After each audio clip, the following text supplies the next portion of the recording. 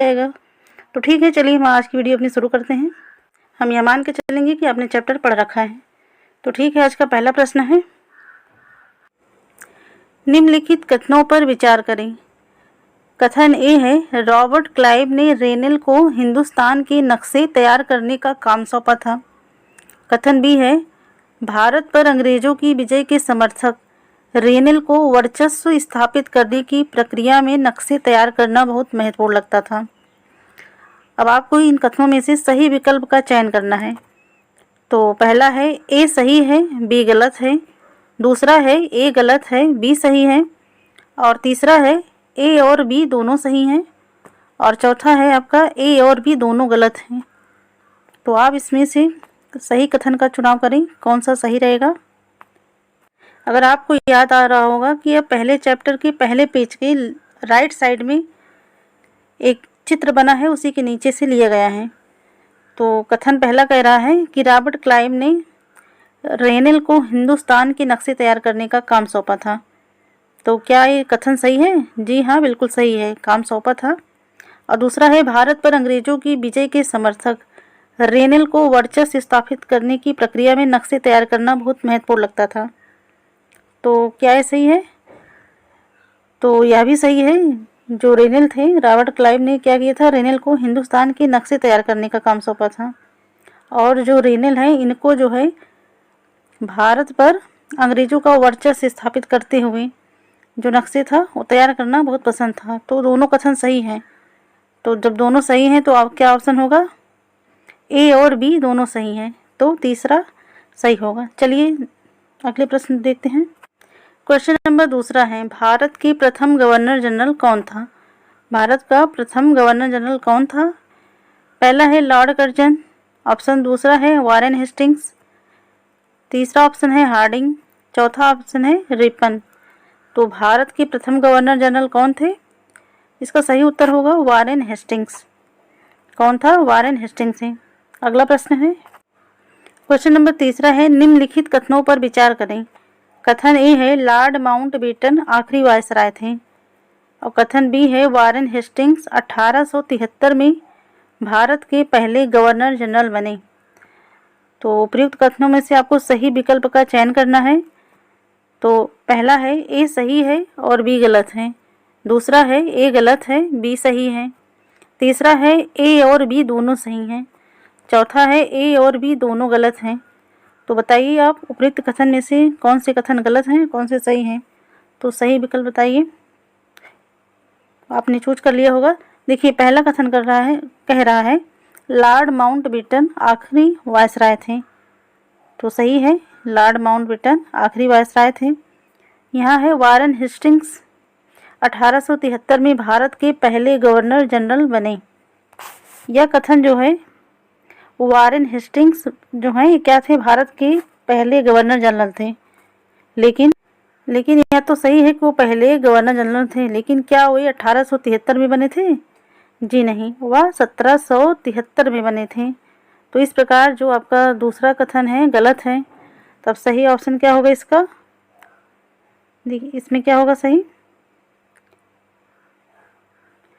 ए सही है और बी गलत है। तो आपका जो पहला है यही सही हो जाएगा।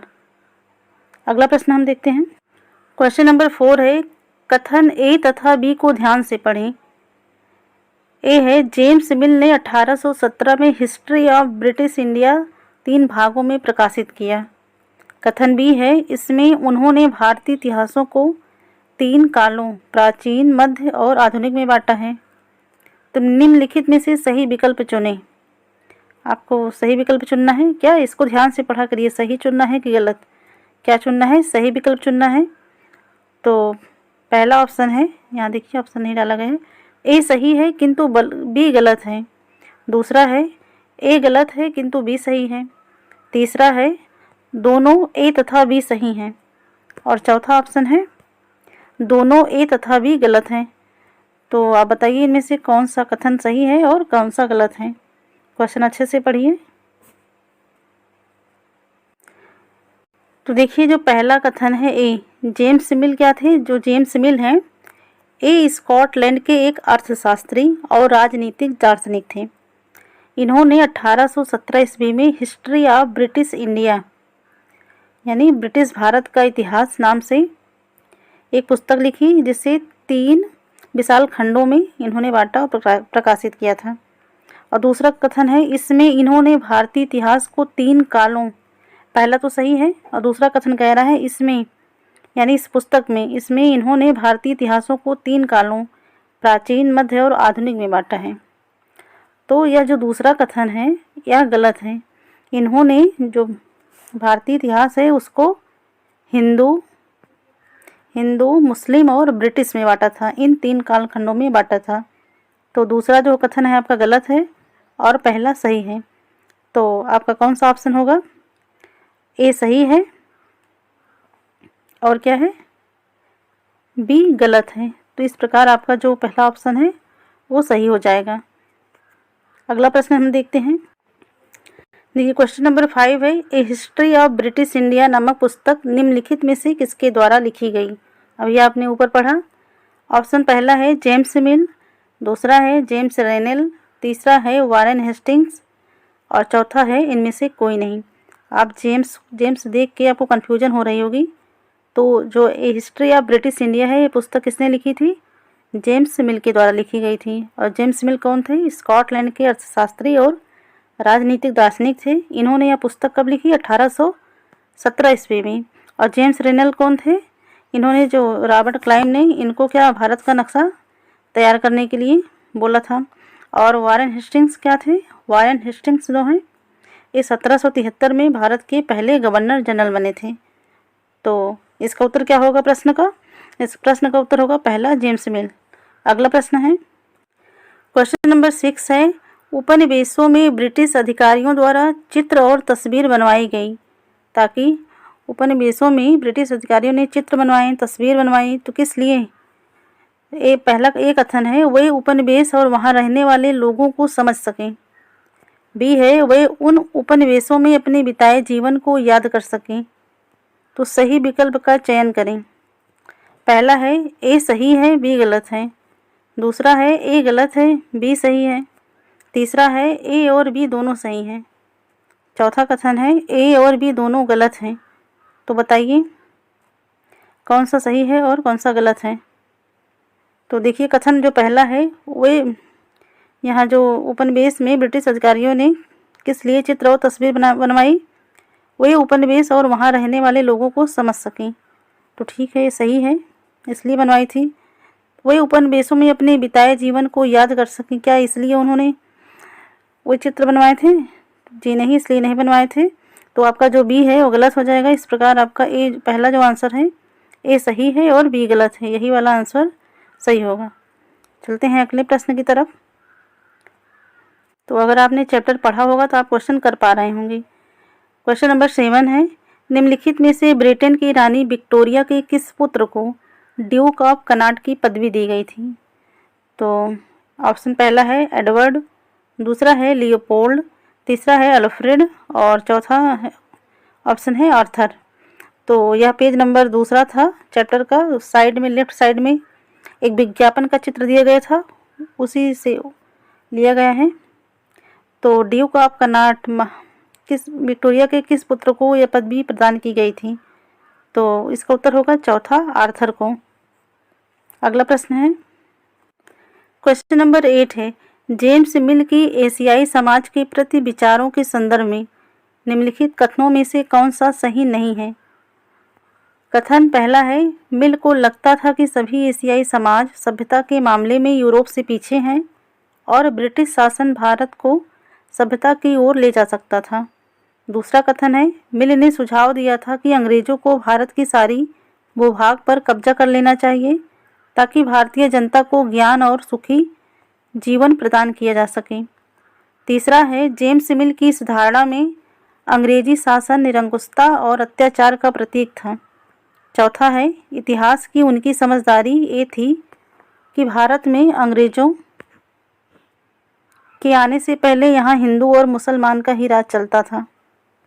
तो आपको इस प्रश्न में बताना है कि इनमें से सही नहीं है। क्या सही नहीं है? जेम्स मिल के अनुसार एशियाई समाज के प्रति उनका जो दृष्टिकोण था इसमें कौन सा कथन जो है जो सही नहीं है, तो बताइए आप। देखिए, जो जेम्स मिल है उनको ये लगता था कि जो एशियाई समाज है ना, वो सभ्यता के मामले में यूरोप से पीछे हैं, और इतिहास की उनकी समझदारी ये थी कि भारत में जब तक अंग्रेज़ों के आने से पहले जो भारत है, यहाँ हिंदू और मुसलमान तानाशाहों का ही राज चलता था। और यहाँ जो है भारत में चारों ओर क्या केवल धार्मिक बैर, जातिगत बंधनों और अंधविश्वासों का ही बोलबाला था। और जेम्स मिल का मानना यह था कि ब्रिटिश शासन भारत को सभ्यता की राह पर ले जा सकता था। इस काम के लिए ज़रूरी यह था कि भारत में यूरोपीय शिष्टाचार, कला, संस्थानों और कानूनों को लागू किया जाए।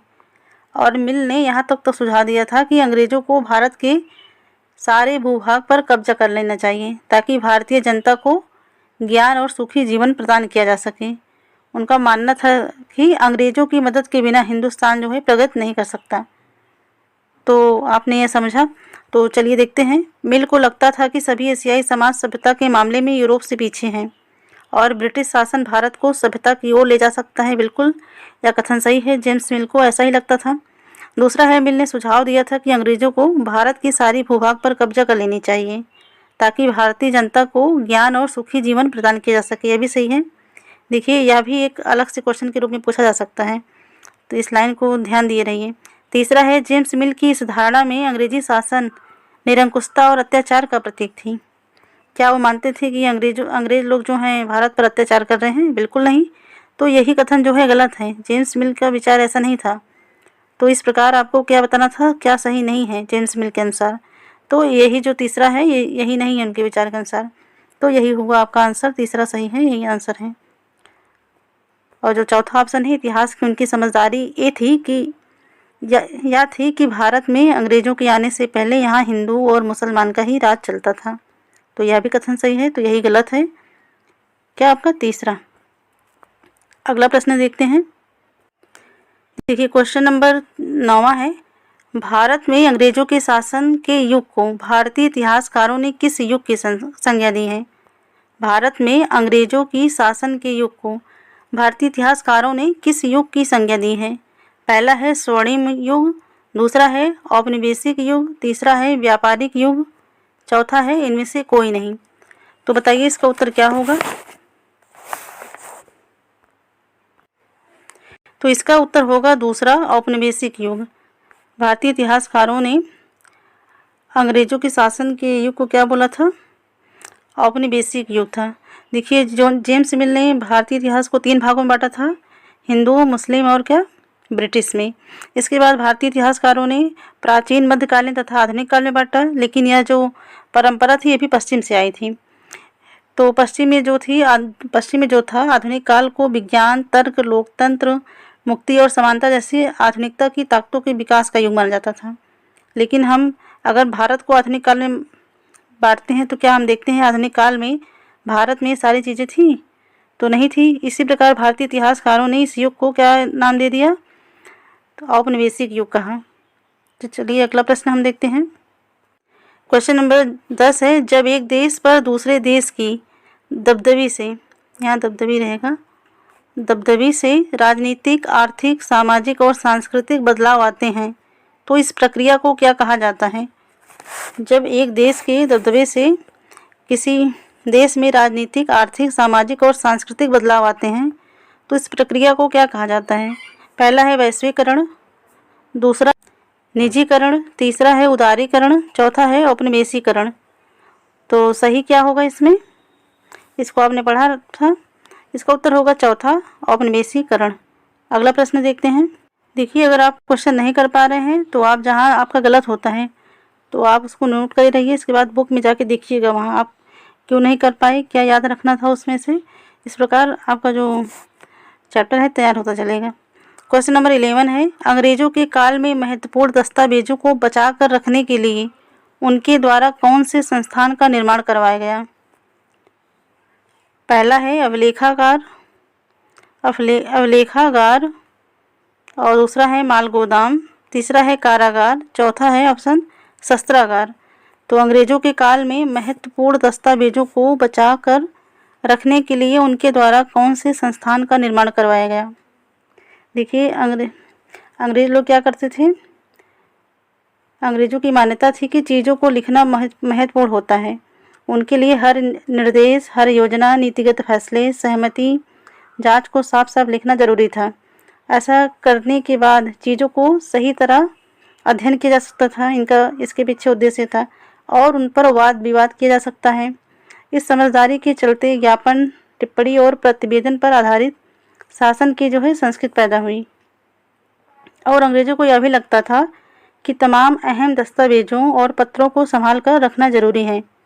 तो इसीलिए उन्होंने सभी शासकीय संस्थानों में अभिलेख कक्ष भी बनवा दिए, जैसे तहसील के दफ्तर, कलेक्ट्रेट, कमिश्नर के दफ्तर, प्रांतीय सचिवालय, कचहरी, सबके अपने रिकॉर्ड रूम होते थे।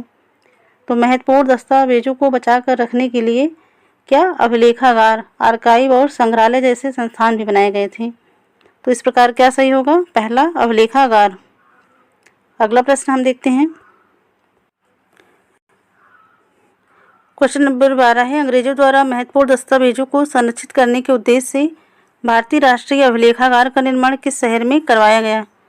पहला है कोलकाता, दूसरा है चेन्नई, तीसरा है नई दिल्ली और चौथा है शिमला। तो कहाँ कराया गया था, उत्तर होगा इसका तीसरा, नई दिल्ली। भारतीय राष्ट्रीय अभिलेखागार 1920 के दशक में बनाया गया। और ये जो अभिलेखागार हैं, जब नई दिल्ली का निर्माण हुआ तो राष्ट्रीय जो संग्रहालय और राष्ट्रीय अभिलेखागार हैं, दोनों ही वायसराय के निवास के नज़दीक बनाए गए थे। तो इससे पता चलता था कि अंग्रेज़ों की सोच में इन संस्थानों का बहुत ही भारी महत्व था। तो ठीक है, ये रहे आज के 12 क्वेश्चन आपके चैप्टर नंबर 1 से लिया गया था। तो आप बताइएगा कमेंट करके आप कितने प्रश्न कर पाए थे, और अगर आप क्वेश्चन नहीं कर पाए थे, ज़्यादा गलती हो रही है, फिर से बुक पे जाइए, फिर से देखिए, और भी क्या क्वेश्चन बन सकता है आप उसको भी ध्यान से देखे रहिए। तो ठीक है, मिलते हैं नेक्स्ट वीडियो में नेक्स्ट चैप्टर के साथ। वीडियो अगर अच्छी लगी हो तो लाइक शेयर करें, चैनल में नए हैं तो सब्सक्राइब करें। Thank you.